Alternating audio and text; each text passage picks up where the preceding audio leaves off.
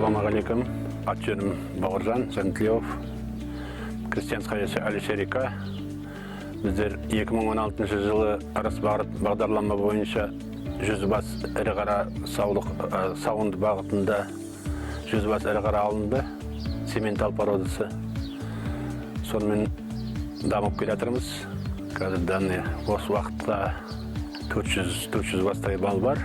Сосын осы биыл көктемде егінжай бағдарламасы бойынша 21 миллион тұқымға кредит алдық. Аграрно-кредитный корпорация арқылы көмегі жақсы. Аграрно-кредитный корпорациясының дамуға көмектесіп жатыр хозяйстволарды. Хозяйствода 12 адам жұмыс істейді. Уже 9 майдан бастап жаңбыр тоқтамай жаңбыр жүріп жатыр. Сол егін егілмей отырмыз.